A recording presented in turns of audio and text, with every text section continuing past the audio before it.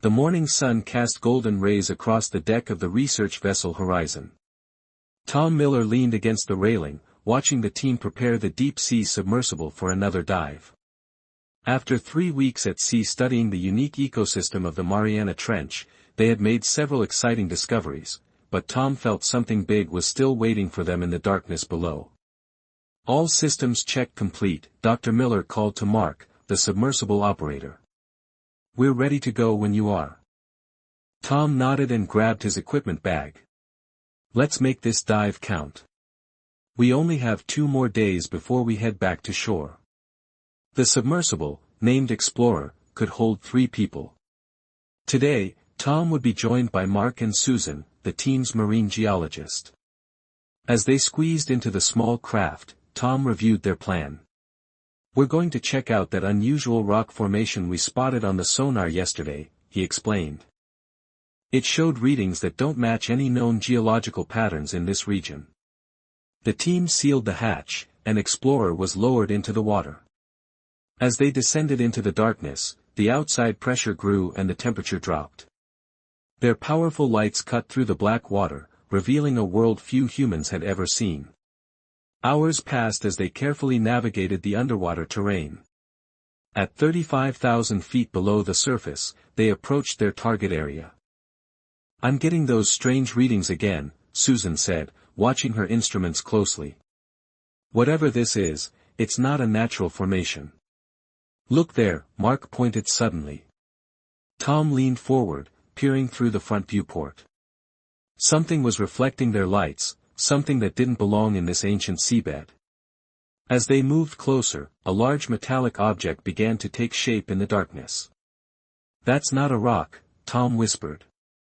Partially buried in sediment lay what appeared to be a massive piece of metal, its surface covered with strange patterns and symbols, like nothing Tom had ever seen before. "Are those markings?" Susan asked, her voice filled with disbelief. Tom carefully maneuvered the submersible's robotic arm to collect a small sample from the object's surface. "Whatever this is, it's not from any human civilization. The depth and sediment layers suggest it's been here for centuries, maybe longer." The team spent the next hour documenting their find and collecting more samples before their oxygen reserves forced them to return to the surface. Back on the Horizon, the entire research team gathered around the lab table to examine the mysterious fragments. The metal had a slight bluish tint and was lighter than it should be, considering its apparent strength. "I've never seen anything like this," said Ben, the materials expert. He ran another test and shook his head. "This metal doesn't match any known element or alloy on Earth. The molecular structure it's impossible." Tom stared at the strange symbols they had photographed. "We need to report this." Within hours of sending their preliminary findings, the Horizon received urgent communications from the highest levels of government. They were ordered to cease all research on the samples and maintain their position until further notice. 2 days later, a military vessel arrived carrying a specialized team led by Dr. Alan Reed, a renowned physicist with government clearance, and Captain Lisa Wright of Naval Intelligence. Dr. Miller greeted Reed as he boarded the Horizon. "Your discovery has caused quite a stir. I need to see everything you found, immediately." Captain Wright was more direct. "This operation is now classified at the highest level. Your entire team will need to sign non-disclosure agreements." In the lab, Dr. Reed examined the metal fragments with growing excitement. "This confirms our theories," he whispered to Captain Wright. "We're not alone." "What exactly did we find?" Tom asked. Reed turned to face him. "Based on your data and these samples, we believe you've discovered an extraterrestrial spacecraft." The words hung in the air as Tom and his team tried to process what they were hearing. "You mean aliens?" Susan finally asked. "We prefer the term non-terrestrial intelligence," Captain Wright replied. "But yes, essentially." Over the next week, a massive operation unfolded. Military ships arrived with specialized deep-sea equipment, and a security perimeter was established around the site. Tom's research team was integrated into a new task force under Dr. Reed's leadership. Using advanced sonar mapping, they discovered the true extent of what lay beneath the sediment, an intact spacecraft approximately 400 feet long, with a design unlike anything imagined in human science fiction. It appears the craft crashed, or was deliberately hidden here, Dr. Reed explained as they reviewed the latest scans. Based on the sediment layers, it's been here for at least 500 years, possibly much longer. Captain Wright's team of engineers prepared a more advanced submersible to get a closer look at the vessel. Tom insisted on being part of the first exploration team. "You discovered it," Reed agreed. "You deserve to be there." The dive was unlike anything Tom had experienced before. As they approached the alien ship, he felt a strange mix of fear and wonder. The craft's hull is remarkably intact, despite its age and the crushing depth, he marveled. "We're detecting a faint energy signature," said Jessica, one of the military engineers. "That shouldn't be possible after all this time." They carefully explored the exterior, documenting everything with high-definition cameras. Near what appeared to be an entrance, they found a panel with symbols similar to those on the first fragment Tom had discovered. "I think this might be some kind of access point," Jessica suggested. Using the submersible's robotic arms, they cleared away sediment from the panel. As soon as they touched it, something unexpected happened. Lights beneath the ancient growth flickered dimly, and the panel began to glow with a soft blue light. "It's still operational," Reed whispered in awe. Before anyone could respond, a bright pulse of energy shot up from the spacecraft, racing toward the surface at incredible speed. "What was that?" Tom asked, his heart pounding. "Some kind of signal," Jessica replied, checking her instruments. "It appears to be broadcasting on multiple frequencies." Captain Wright's voice came through their communication system, tense and urgent. "Get back to the surface now. That pulse just broke through the water and continued into space. Whatever you did down there, you just sent a message." As their submersible began its ascent, Tom looked back at the ancient spacecraft, now glowing with renewed energy in the darkness of the ocean floor. "Who do you think they are?" he asked Reed quietly. The physicist's face was grim. "I don't know, but I think we're going to find out soon. That signal was powerful enough to reach beyond our solar system." Tom felt a chill that had nothing to do with the cold water surrounding them. "We just told someone we found their ship. And I have a feeling they're going to want it back," Captain Wright said over the radio. 6 months had passed since the discovery of the alien spacecraft. What had begun as a small research operation quickly transformed into the largest covert military project in human history. The world's oceans hid many secrets, but none as significant as the massive operation now underway in the Western Pacific. 5 aircraft carriers, dozens of support vessels, and a specially constructed floating platform formed a secure perimeter around the recovery site. From satellites, it looked like a deep-sea mining operation. In reality, it was humanity's first major contact with alien technology. Jack Porter wiped sweat from his forehead as he examined the intricate circuitry removed from the craft. As the lead engineer on the salvage team, he had spent countless hours trying to understand how the technology worked without accidentally destroying it. "Any progress?" Dr. Reed asked, entering the laboratory aboard the command ship. Jack nodded, his eyes never leaving the alien device. "It's like nothing we've ever developed. Their power systems don't use electricity as we understand it, it's more like they harness energy at the quantum level." Reed smiled. "That would explain how the ship still has power after 5 centuries underwater." "More than that," Jack said, finally looking up.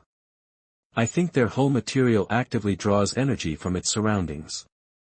It's not just storing power, it's generating it constantly from the environment."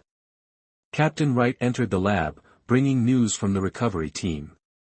"We've managed to attach the lifting cables to the primary structure. If your calculations are correct, we can begin raising it tomorrow." The plan seemed impossible on paper: raise a 400-foot alien spacecraft from the deepest part of the ocean without destroying it.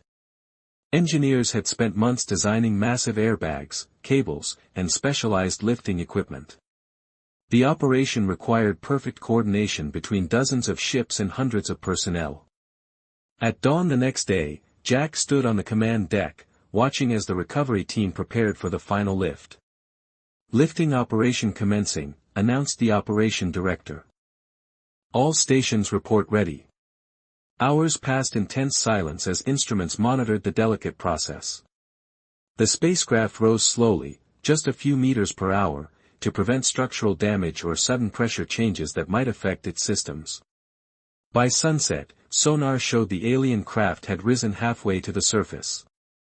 The team worked through the night, and as dawn broke again, a ripple appeared in the water. "Visual contact," someone shouted.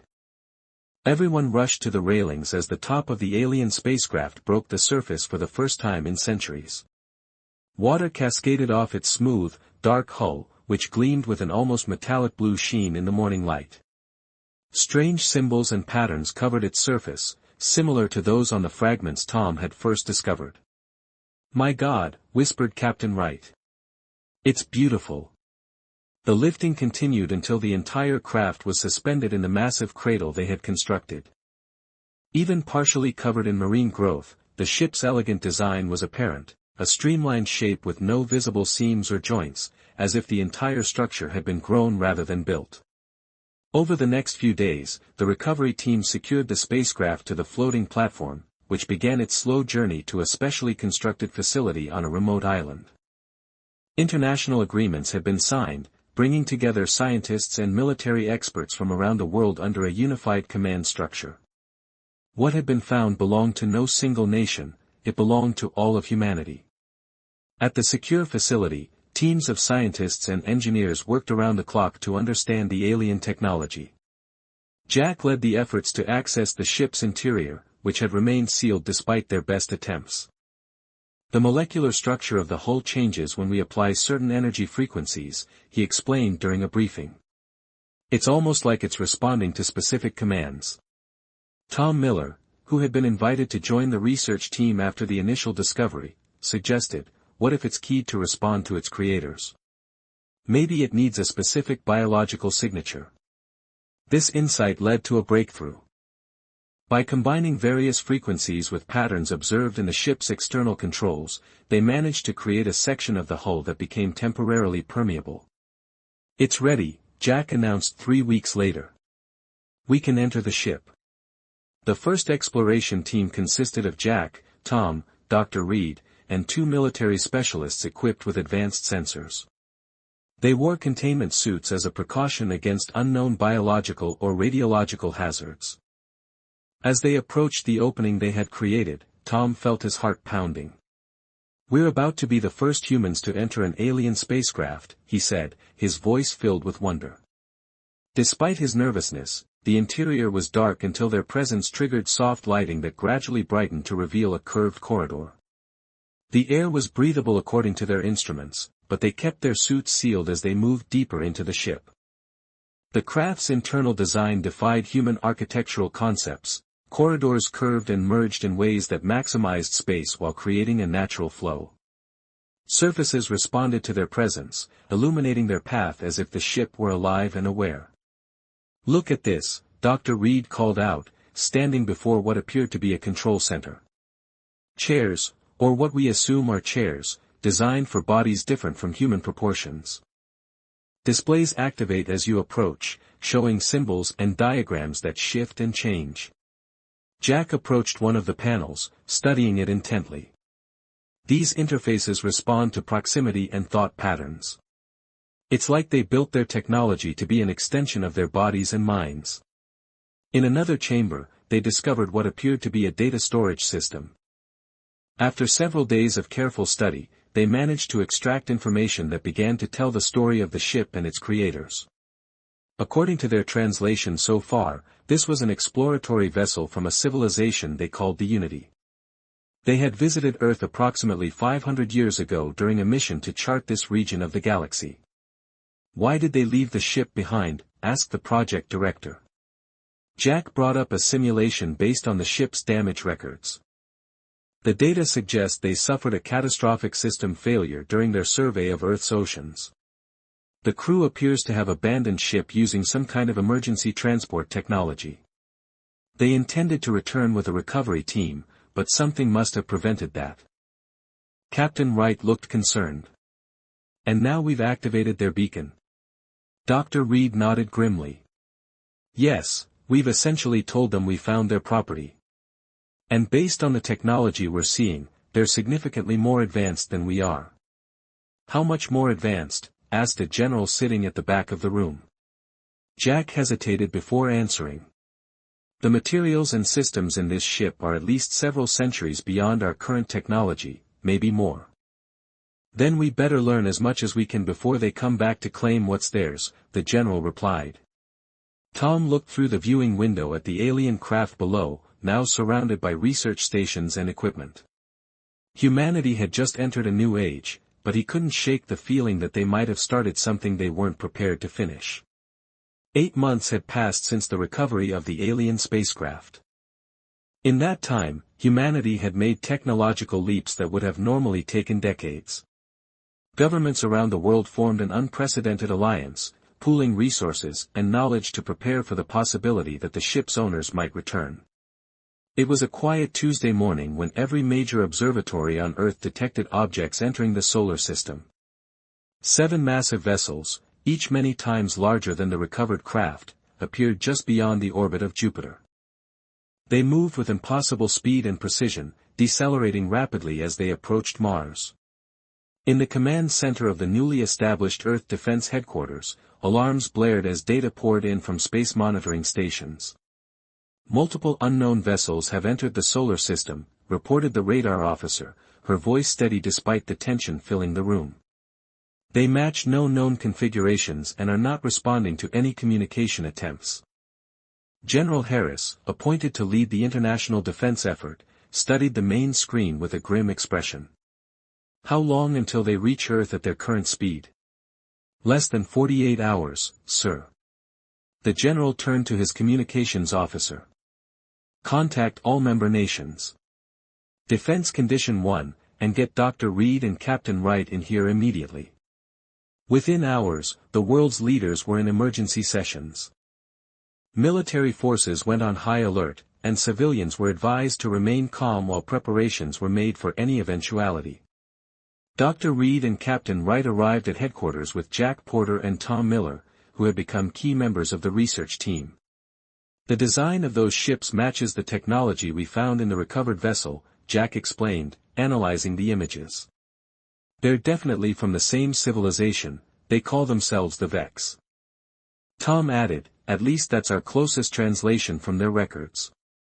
We've learned a lot about their language and culture from the ship's database. General Harris nodded. Can we communicate with them? We believe so, Dr. Reed replied. We've developed a basic translation system based on the ship's communication protocols. Then let's try to talk before they get any closer, the general ordered.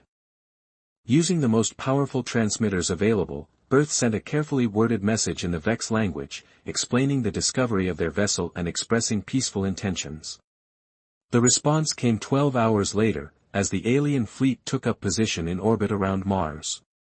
A communication signal, matched perfectly to Earth's broadcasting systems, appeared on screens worldwide. The being that appeared was humanoid but clearly not human. It had pale blue skin, large dark eyes, and a slender frame. When it spoke, the translation system converted its words to human language. I am Commander Knack of the Vex Unity, the alien announced. You have discovered and contaminated a sacred vessel belonging to our people. This is a grave violation of universal law. In the command center, leaders struggled to form a response. Dr. Reed stepped forward. Let me speak to them, I've studied their culture most extensively. With approval granted, Reed addressed the alien commander. We found your vessel abandoned and damaged. We sought only to learn and understand, we meant no disrespect to your people or your property. The alien's expression was difficult to read, but its tone remained cold. Your primitive understanding is irrelevant. The vessel of eternal light is a holy relic containing the essence of our ancestors. It was not abandoned but placed in sanctuary during an emergency. It was to remain untouched until properly retrieved. We had no way of knowing. Your ignorance does not excuse your actions, Commander Knack interrupted. We have monitored your species for centuries. You were deemed too primitive and violent for formal contact. Now you have forced our hand by interfering with what is not yours. General Harris stepped into view. What do you want from us? Return the vessel immediately, in its original condition, with all materials removed from it. We will then depart your system and leave your world to its own devices. The general exchanged glances with his advisors. Everyone knew returning the ship in its original condition was impossible. Parts had been removed for study, systems had been modified to understand them, and the knowledge gained could not be unlearned. We may need time to prepare the vessel for transport, the general said carefully. Commander Knack's eyes narrowed. You have 48 Earth hours. We will send coordinates for delivery. Any attempt to deceive us will be met with severe consequences. The transmission ended abruptly. In the tense silence that followed, Captain Wright voiced what everyone was thinking: they know we can't return it in its original condition.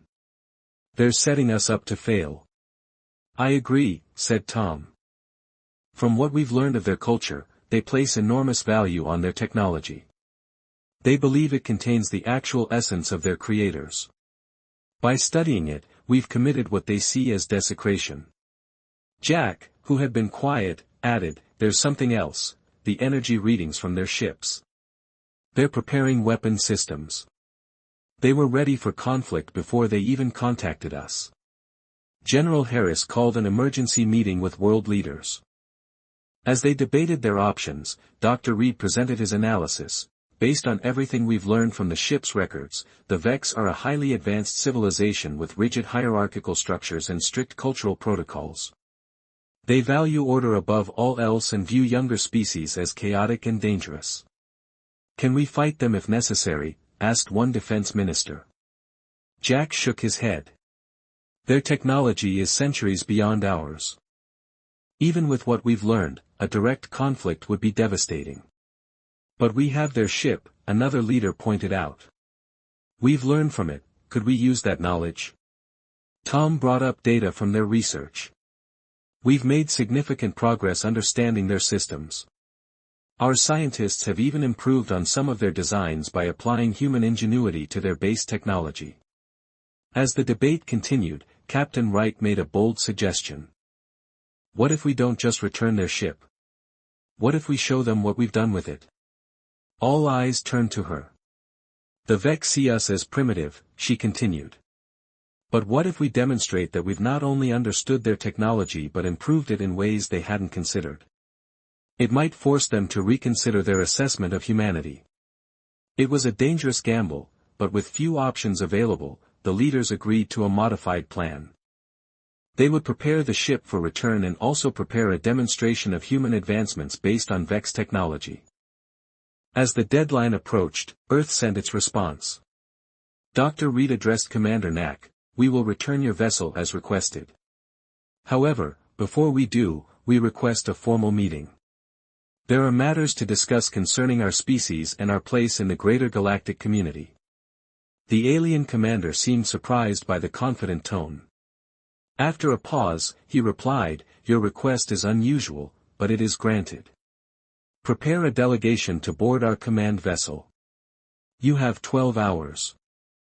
As the transmission ended, General Harris looked at Reed with concern. Do you think this will work? I don't know, Reed admitted. But they're curious now, that's better than hostile. Tom watched through the window as teams prepared the recovered spacecraft for its return journey. We're about to find out if we're ready to join a much larger universe, he said quietly. Jack nodded beside him.